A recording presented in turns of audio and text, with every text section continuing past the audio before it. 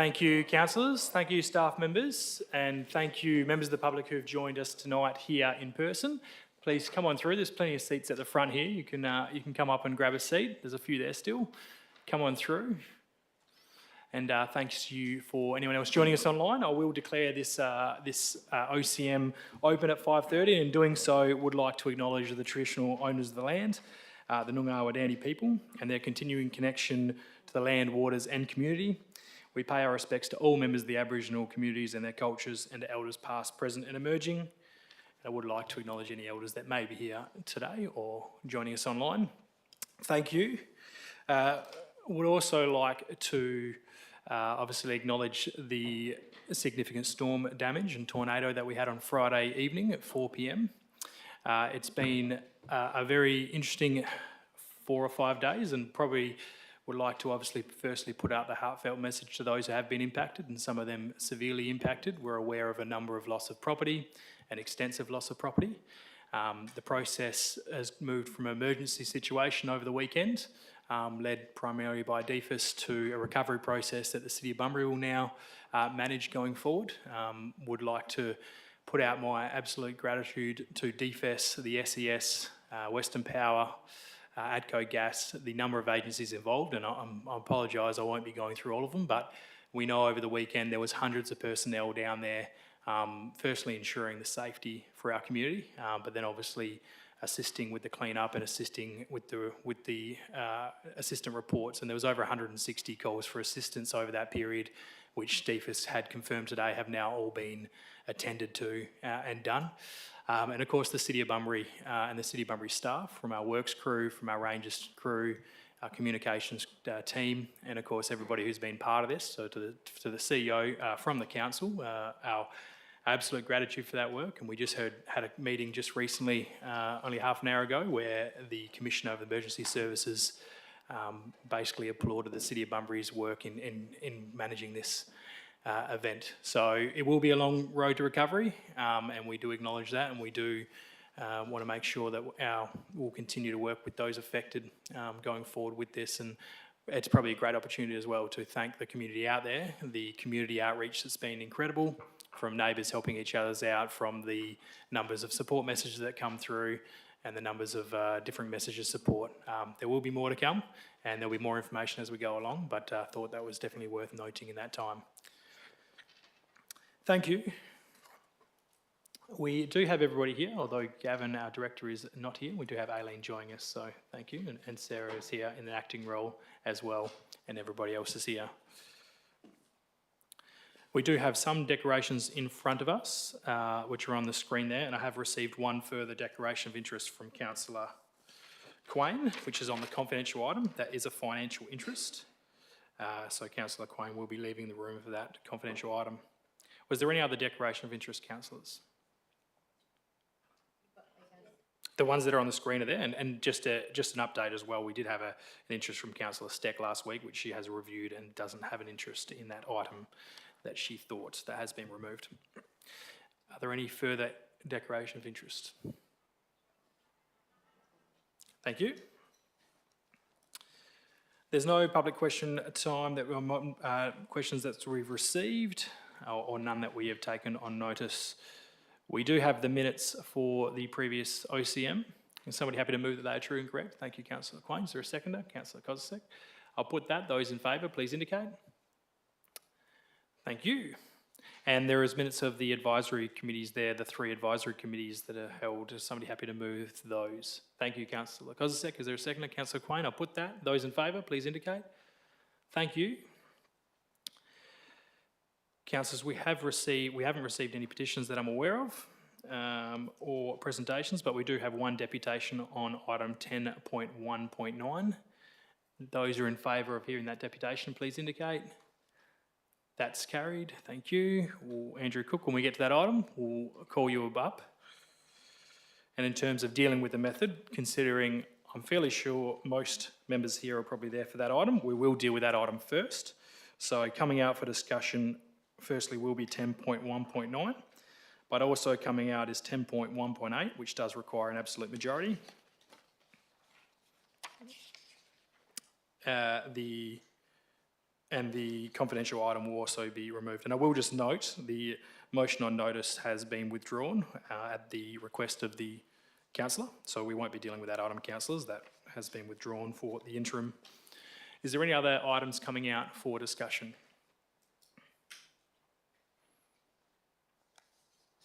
If that's the case, could I have somebody move the balance be removed? Thank you, Councillor Steck. Is there a seconder? Councillor Andrew, thank you. I'll put that. Those in favour, please indicate. That's carried unanimously. Thank you. So as indicated, councillors, we'll jump ahead, only one ahead, but we'll jump ahead to 10.1.9 to deal with this item first. And Councillor Andrew has declared a financial interest, so I'll just ask him to leave.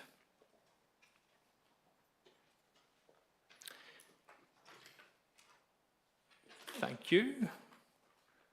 David, do you mind just grabbing the door for, I don't know if we shut, we better not shut the door, I guess, because we may have people coming in. That's okay. I'll just make sure Councillor Andrew is not just sort of lingering there near the doorway. Mr. Cook, thank you. Come join us. You have 10 minutes. As you're aware, these are deputations, an opportunity to deputise your points, not an opportunity for a back and forth with council, but you have 10 minutes. Thank you. Good evening, Mr. Mayor, Madam Deputy Mayor, councillors, Bunbury City CEO, member of the City Executive, city staff and members of the public. My name is Andrew Cook and I am a resident of the Tree Streets area. I stand before you today to strongly urge that the proposal to designate the Tree Streets area as a heritage area does not proceed. There are three key reasons for this. First, the community is overwhelmingly against the proposal. Over 51% of the residents in the proposed heritage area submitted feedback, and more than 94% of them opposed it. These residents provided a variety of reasons for their opposition, which I will elaborate on shortly. Additionally, a petition against the proposal garnered 149 signatories, and we have received report from the Honourable Ben Dawkins MLC and the Honourable Dr. Steve Thomas MLC, both in their professional capacities. Second, the City's review of the submissions and consultation results recommended against proceeding with the proposal. The City has thoroughly examined the feedback from residents and found that the concerns raised were significant and warranted halting the proposal. Third, the Heritage Advisory Committee, after reviewing both the submissions and the City's recommendation, also concluded that the proposal should not proceed. The committee's expertise and analysis further validate the community's concerns and reinforce the decision to oppose the heritage designation. Now, I would like to outline 5 key reasons why this proposal should be halted. Firstly, lack of proper consultation. There has been no ongoing communication or genuine consultation with the community. The process for this proposal started in 2021, but residents were not informed until July 23 at the start of the consultation period, and only because the City was legally obliged to do so. The community was not engaged in a consultative process where the issue could be openly discussed and alternatives could be generated and selected on a collaborative basis.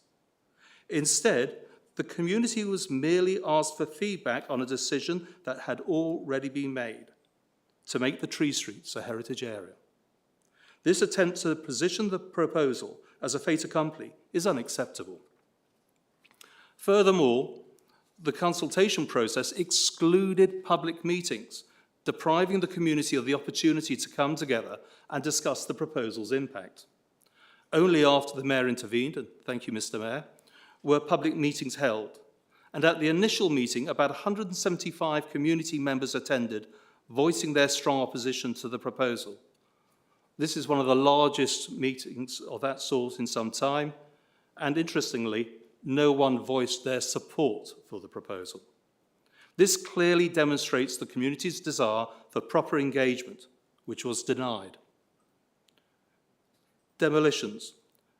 The justification for the proposal is unclear. City records show that only 16 dwellings have been demolished in the proposed heritage area of 302 homes since 1996. The recent demolitions referred to in the briefing notes were just 3 in 2021, with no demolitions occurring from 2015 to 2021. This minimal number of demolitions does not warrant the significant restrictions a heritage designation would impose. The Tree Streets area has a proven track record of self-managing its development. Many of the homes that were demolished were old and had reached the end of their natural life, being replaced with new properties that are sympathetic to the area. Even the city acknowledged this, with Gary Barber, then the Director of Sustainable Communities, stating in a council meeting that many landowners are already developing in a manner that is sympathetic to the area's character. This clearly demonstrates that residents are excellent at self-managing the area, and there is no need for a heritage designation.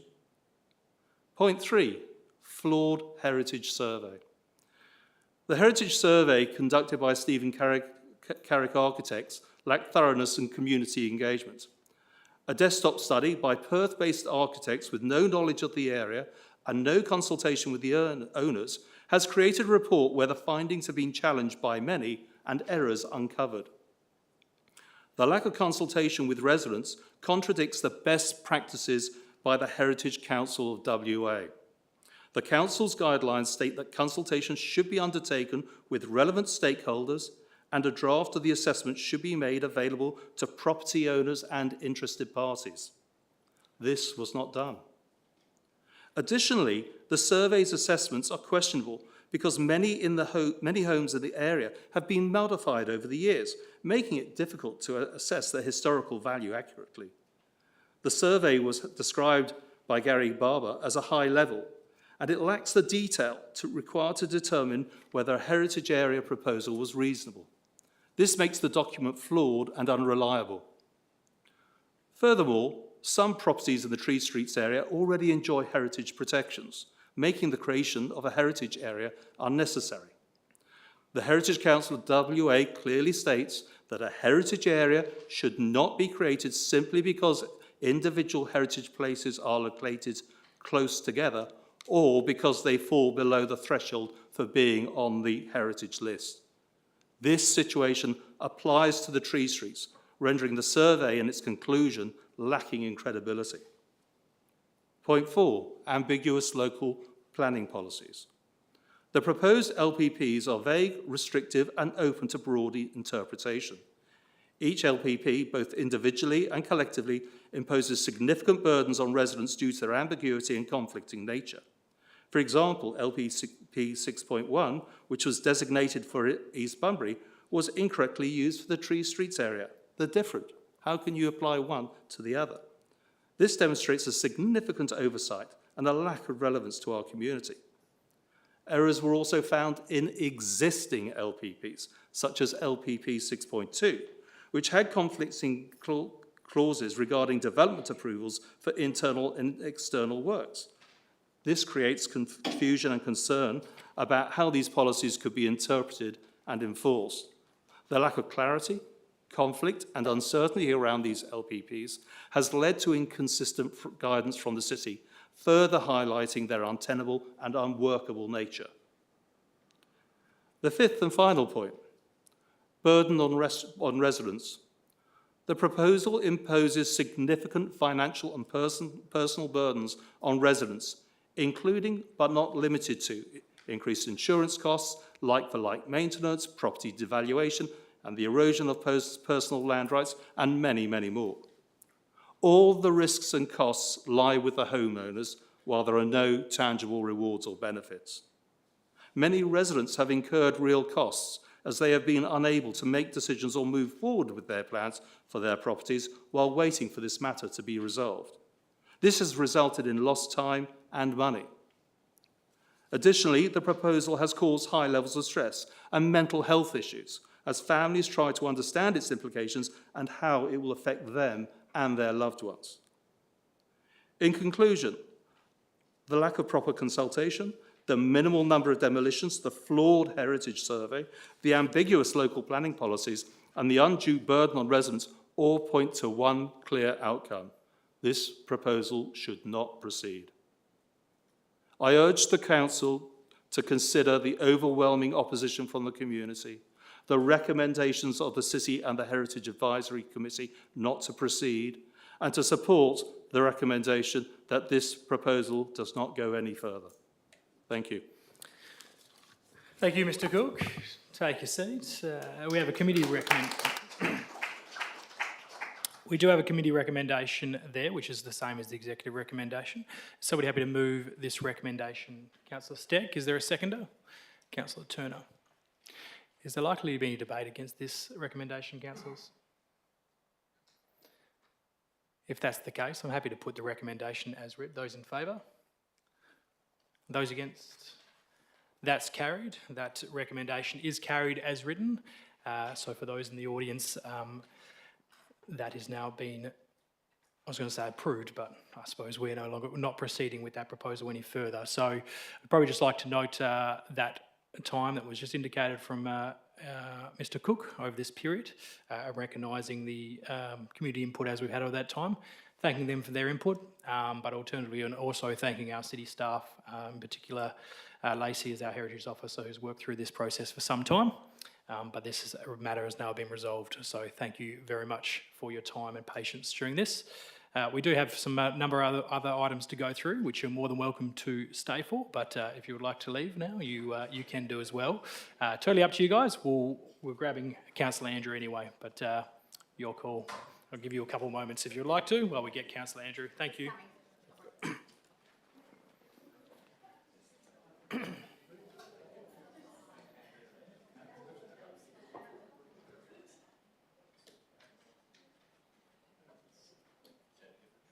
So,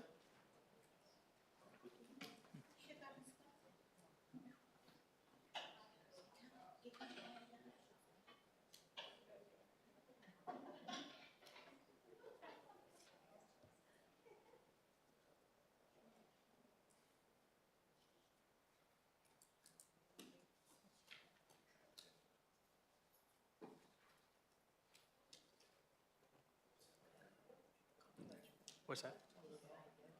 Yeah, yep.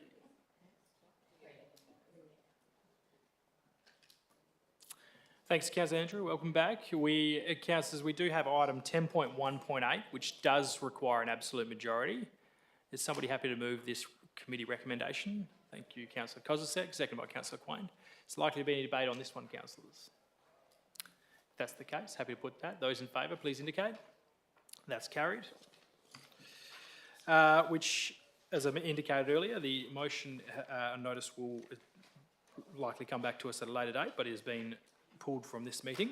And we do need to deal with the confidential item. So before I ask you to leave, Councillor Quain, we do have to just move that we move behind closed doors. Those in favour of that, please indicate. Councillor Steck, somebody second that. Councillor Kozisek, those in favour, please indicate. That's carried. Oh, sorry. Yeah. Yeah, sure. Anyone against? Two against.